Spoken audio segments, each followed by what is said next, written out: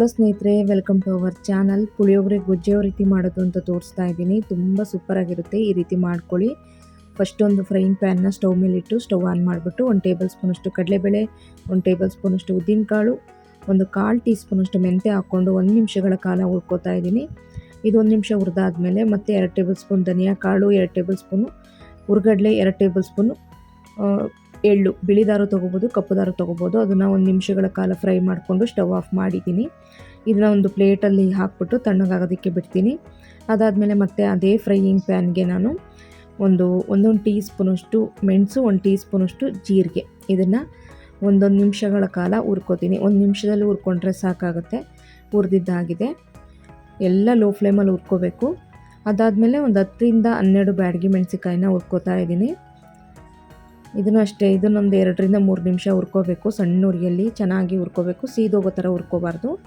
ಹುರ್ಕೊಂಡಾದಮೇಲೆ ಇಷ್ಟನ್ನು ಕೂಡ ಒಂದು ಮಿಕ್ಸಿ ಜಾರ್ಗೆ ಹಾಕ್ಕೊಂಡು ಪೌಡ್ರ್ ಮಾಡ್ಕೊಂಡಿದ್ದೀನಿ. ಪೌಡ್ರ್ ಮಾಡ್ಕೊಂಡಾದಮೇಲೆ ಇಲ್ಲಿ ಒಂದು 2 ನಿಂಬೆಹಣ್ಣು ಗಾತ್ರದಲ್ಲಿ ಹುಣಸೆಹಣ್ಣ ಚೆನ್ನಾಗಿ ಕಿವುಸಿ ಇಟ್ಕೊಂಡಿದ್ದೆ.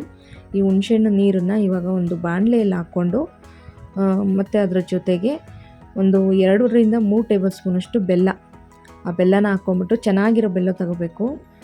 ಬೆಲ್ಲ ಹಾಕ್ಬಿಟ್ಟು ಚೆನ್ನಾಗಿ ಕುದಿಸಿ, ಅದಾದಮೇಲೆ ಕುದಿ ಬಂದಾದಮೇಲೆ ಈ ಪೌಡ್ರ್ ಮಾಡಿ ಇಟ್ಕೊಂಡಿದ್ದೆ ಅಲ್ವಾ, ಆ ಪೌಡ್ರನ್ನ ಹಾಕಿ ಚೆನ್ನಾಗಿ ಗಂಟಿಲ್ದಂಗೆ ತಿರುಗಿಸ್ಬಿಟ್ಟು ಚೆನ್ನಾಗಿ ಇದನ್ನು ಕುದಿಸ್ಕೋಬೇಕು. ಇದನ್ನೆಲ್ಲ 1ರಿಂದ 1.5 ನಿಮಿಷಗಳ ಕಾಲ ಕುದಿಸ್ಕೋಬೇಕು.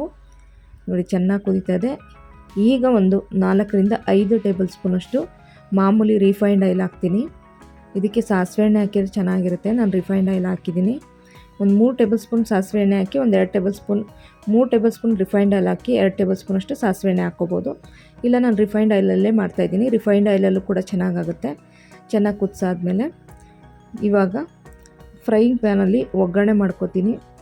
ಗೊಜ್ಜಂತೂ ಇಷ್ಟು ರೆಡಿ ಆಯಿತು. ನಮಗೆ ಬೇಕಾದಾಗ ಈ ರೀತಿ ಒಗ್ಗರಣೆ ಮಾಡಿ ಅದರಲ್ಲಿ ಸೇರಿಸ್ಕೊಳ್ಬೋದು, ಒಟ್ಟಿಗೆ ಕೂಡ ಹಾಕೋಬೋದು. ಇವಾಗ ನಾನು ಫ್ರೈಯಿಂಗ್ ಪ್ಯಾನ್ಗೆ ಒಂದು 3 ಟೇಬಲ್ ಸ್ಪೂನಷ್ಟು ರಿಫೈನ್ಡ್ ಆಯಿಲ್ ಹಾಕ್ಕೊಂಡು ಸಾಸಿವೆ ಹಾಕ್ಕೊಂಡಿದ್ದೀನಿ. ಸಾಸಿವೆ ಎಲ್ಲ ಚಿಟಪಟ ಅಂದಮೇಲೆ ಒಗ್ಗರಣೆಗೆ ಹಾಕ್ಕೊಳ್ಳೋವಂಥ ಕಡಲೆಬೇಳೆ, ಉದ್ದಿನಕಾಳು, ಹಾಗೆಯೇ ಕಡಲೆಬೀಜ ಎಲ್ಲ ಜಾಸ್ತಿ ಹಾಕ್ಕೊಂಡಿದ್ದೀನಿ.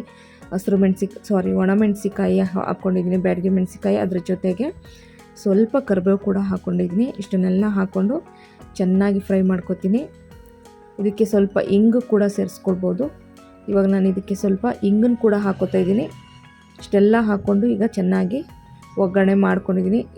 ಈ ಕಡಲೆಬೀಜ ಎಲ್ಲ ಹಸಿ ಥರ ಇರಬಾರ್ದು, ಚೆನ್ನಾಗಿ ಫ್ರೈ ಮಾಡ್ಕೋಬೇಕು. ಇವಾಗ ಈ ಗೊಜ್ಜಿಗೆ ಸ್ವಲ್ಪ ಉಪ್ಪನ್ನು ಹಾಕ್ಕೊಂಡು ಕುದಿಸ್ಕೋತಾ ಇದ್ದೀನಿ. ಮತ್ತು ಚೆನ್ನಾಗಿ ಉಪ್ಪು ಹಾಕ್ಬಿಟ್ಟು ಮಿಕ್ಸ್ ಮಾಡ್ತಾಯಿದ್ದೀನಿ. ಉಪ್ಪು ಹಾಕ್ಕೊಂಡು ಚೆನ್ನಾಗಿ ಮಿಕ್ಸ್ ಮಾಡ್ಕೊಂಡಾದಮೇಲೆ ಈ ಒಗ್ಗರಣೆ ಏನಿದೆ ನೋಡಿ, ಅದನ್ನು ಕೂಡ ಸೇರಿಸ್ತೀನಿ. ಒಗ್ಗರಣೆ ಎಲ್ಲ ಸೇರಿಸಿ ಚೆನ್ನಾಗಿ ಈಗ ಮಿಕ್ಸ್ ಮಾಡ್ಕೊಂಡಿದ್ದೀನಿ. ನೋಡಿ, ಗೊಜ್ಜಂತೂ ಸೂಪರಾಗಿ ರೆಡಿ ಆಯಿತು. ಇದನ್ನು ಈಗ ಅನ್ನ ಕಲಿಸ್ಕೊಂಡು ತಿನ್ನೋದು. ನೋಡಿ, ತಣ್ಣ ಆದಮೇಲೆ ಅನ್ನ ಕಲಿಸ್ಕೊಬೋದು, ಬಿಸಿಯಲ್ಲೂ ಕಲಿಸ್ಕೋಬೋದು, ಸಖತ್ತಾಗಿರುತ್ತೆ.